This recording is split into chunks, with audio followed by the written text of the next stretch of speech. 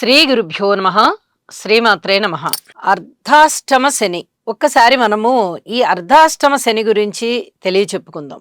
ఎవరి చంద్ర రాశి నుంచి అయినా గోచారంలో 4వ స్థానంలో శనిగారి యొక్క సంచారం జరుగుతూ ఉన్నట్లయితే అది అర్ధ అష్టమ శనిగా చెప్తాం. అంటే 8వ స్థానంలో సగం, అంటే 4వ స్థానం అన్నట్టు. ఈ 4వ స్థానంలో శని సంచారం జరుగుతోంది అంటే అర్ధాష్టమ శని అని చెప్తూ ఉంటాం. అసలు ఈ అర్ధాష్టమ శని గురించిన వివరణ ఏమిటి అనేది ఇవాళ మనం తెలియజెప్పుకుందాం. ఉదాహరణకి ధనస్సు రాశి వారిది చంద్రగ్రహం వారు పుట్టినప్పుడు ధనస్సు రాశిలో ఉంటుంది కదా.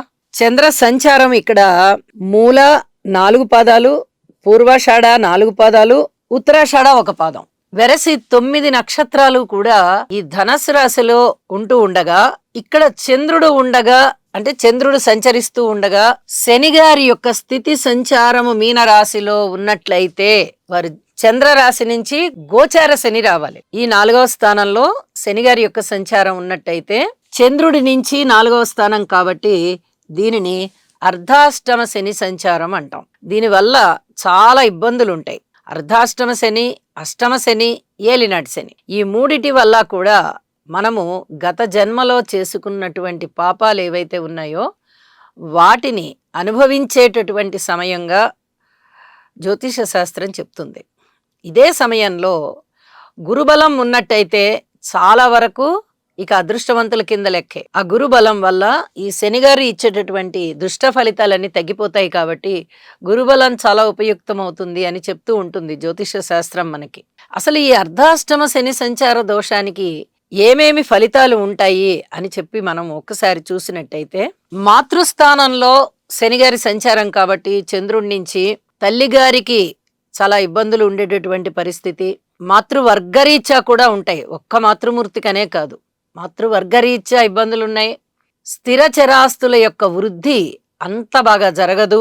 అలాగే సుఖమైన జీవితం జరగకుండా కొన్ని ఆటంకాలు వచ్చేటటువంటి పరిస్థితి, శారీరక శ్రమ ఎక్కువగా ఉండేటటువంటి పరిస్థితి ఉంటుంది. శనిగారి యొక్క దృష్టులు 3, 7, 10గా ఉంటాయి. కాబట్టి ఈ చంద్ర రాశి నుంచి శనిగారి యొక్క దృష్టి పడేది 6వ రాశి అవుతోంది. అలాగే చంద్ర రాశి నుంచి శనిగారి యొక్క దృష్టి పడేది 10వం అవుతోంది. అలాగే చంద్ర రాశి అవుతోంది. ఈ ఫలితాలు ఏ విధంగా ఇస్తారు? అర్ధాష్టమ శని సంచారం జరుగుతూ ఉన్నప్పుడు రుణభారాల్ని ఎక్కువ చేస్తారు, శత్రువుల్ని ఎక్కువ చేస్తారు, అనారోగ్యాన్ని ఎక్కువ చేస్తారు, ఉద్యోగ జీవితంలో ఇబ్బందుల్ని కలగజేస్తారు, శారీరక శ్రమ ఎక్కువ, స్థాన చలనం ఎక్కువ, మనశ్శాంతి లేని విధంగా ఉండడము, అలాగే కీర్తి ప్రతిష్టలు తగ్గుతున్నాయా అనిపించడము, వ్యక్తిత్వం మీద ఎవరైనా బురద జల్లే ప్రయత్నం చేయడము, ఖర్చులు ఎక్కువగా ఉండడము, మనిషి తట్టుకోలేని విధంగా సమస్యలు రావడము, ఇలాంటివన్నీ ఉండే అవకాశాలు ఉన్నాయి. మరి గురుబలం చాలా ఉపయుక్తం అవుతుంది అని చెప్పుకుంటున్నాం కదా.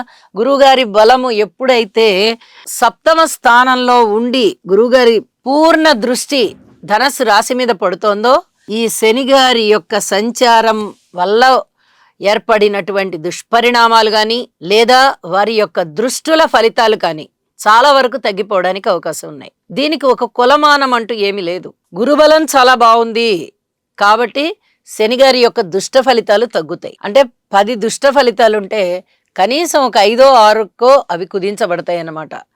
ఆ మిగతా 5, 6 పూర్తిగా తగ్గిపోతాయి. ఈ మనం అనుభవించేటటువంటి ఫలితాలు ఏమున్నాయో వాటిట్లలో కూడా చాలా వరకు మనకి ఆ సమస్యని ఏదో విధంగా పరిష్కారం చేసుకోగలిగేటటువంటి ధైర్య సాహసాలు ఏర్పడతాయి.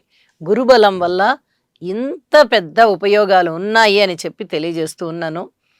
అయితే ఈ 2026వ సంవత్సరంలో శనిగారు మీనరాశిలో సంచారం చేస్తూనే ఉంటారు ఈ సంవత్సరం అంతా.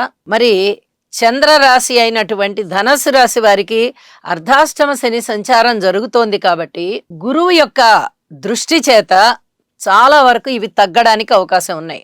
మరి తగ్గుతున్నాయి అని చెప్తున్నాం కానీ పూర్తిగా ఉండవు అని చెప్పుకోవట్లేదు కదా. ఆ తగ్గుతున్న ఫలితాలైనా కానీ కొంత మనం అనుభవించవలసి ఉంది. కాబట్టి ఆ సమస్యని ఏ విధంగా ఎదుర్కోగలము అంటే, శనిగ్రహ స్తోత్రాలు తప్పనిసరిగా చేయాలి. అలాగే పెద్దలకి సేవ చేయాలి, నల్ల నువ్వులు దానం ఇవ్వాలి, ఈశ్వర ఆరాధన చేయాలి. ఇవి చేసినట్టయితే తప్పనిసరిగా ఈ అర్ధాష్టమ శని వల్ల కలిగేటటువంటి దుష్పరిణామాల నుంచి మనము చక్కగా బయటపడగలము. ఈ పరిహారాలు ఏవి చేసుకున్నా కూడా ఈ గురువు గారి యొక్క ఆశీస్సులు మనకి దొరుకుతాయి. అదే గురుబలం యొక్క విశేషం.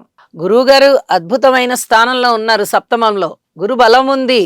చంద్రరాశి అయినటువంటి ధనస్సు రాశికి అర్ధాష్టమంలో శనిగారి సంచారం ఉంది. ఇక్కడ దుష్పరిణామాలు ఉన్నాయి, అక్కడ మంచి చేసే విధంగానూ ఉన్నది. మరి ఈ దుష్పరిణామాలని మనము ఎదుర్కోవాలి అంటే మనము తప్పనిసరిగా దైవారాధన చేయాలి. దైవారాధన చేస్తే అందరికీ భగవంతుడు కనికరిస్తాడా అంటే విడప్పుడు వాళ్ళ భక్తి ఏ విధంగా ఉందో అలా కనికరిస్తాడు. ఇక్కడ గురుబలం బాగుంది కాబట్టి ధనుసు రాశి వారికి తప్పనిసరిగా ఈ పరిహారాలు చేసుకున్నట్టయితే ఖచ్చితంగా కనికరిస్తాడు అని చెప్పి తెలియచేస్తూ ఉన్నాను. అలాగే శనిగ్రహ స్తోత్రం అనగానే నీలాంజన సమాభాసం రవిపుత్రం యమాగ్రజం ఛాయామార్తాండ సంభూతం తం నమామి శనేశ్వరం. ఈ శ్లోకాన్ని వీలైనన్ని సార్లు అష్టమ శని జరుగుతున్నా, అర్ధాష్టమ శని జరుగుతున్నా, ఏలినాటి శని జరుగుతున్నా మనము ఎన్నిసార్లు పఠించినా కూడా అంత మంచిదే. ఇది చాలా చాలా చెప్పదగినటువంటి సూచనగా తెలియజేస్తూ ఉన్నాను. అలాగే పెద్దలకి సేవ చేయడం అనేది చాలా ముఖ్యమైన పెద్ద సూచన అన్నమాట. శనిగారికి పెద్దలంటే చాలా ఇష్టం, ముఖ్యంగా వృద్ధులంటే చాలా ఇష్టం.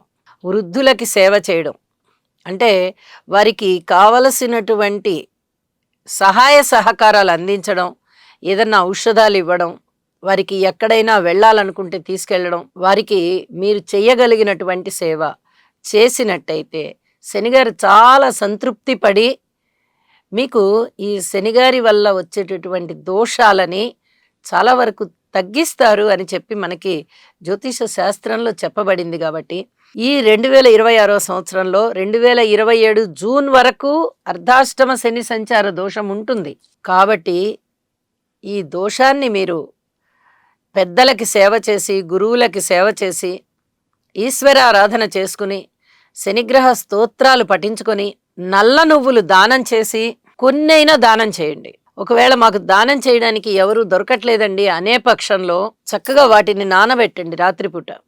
మరుసటి రోజు ఉదయం శుభ్రంగా నల్ల నువ్వులు కడిగేసి కొద్దిగా అన్నము వండి, అంటే సెపరేట్గా వండాలన్నమాట. అన్నం వండేసి కొంచెం అన్నం వండినా పర్వాలా, మీరు ఎంత అన్నం వండాలి అనుకుంటారో, ఎంత అన్నం పెట్టాలి అనుకుంటారో అది మీ ఇష్టం. దానంతా అన్నం వండండి. ఆ గిన్నెలోంచి ఇంకెవరు తినకూడదు అన్నం, ముందుగా ఎవరు తినకూడదు, ఇది నియమం. ఆ కొంచెం అన్నం తీసి ఆ అన్నంలో, లేదా పూర్తి అన్నం మీరు ఎంత పెట్టాలనుకుంటున్నారో ఆ అన్నాన్ని తీసుకుని ఆ అన్నంలో ఈ నల్ల నువ్వుల్ని కలిపేయండి. రాత్రిపూట నానబెట్టి ఉదయం శుభ్రంగా కడిగినటువంటి నల్ల నువ్వుల్ని కడిగేసి ఆ నల్ల నువ్వులని వేసేసి ఆ అన్నంలో కలిపేసి అవుకు పెట్టండి. ఈ విధంగా ఒక 40 రోజులు పెట్టినా కూడా చాలు, చాలా చక్కటి మనశ్శాంతి ఏర్పడుతుంది.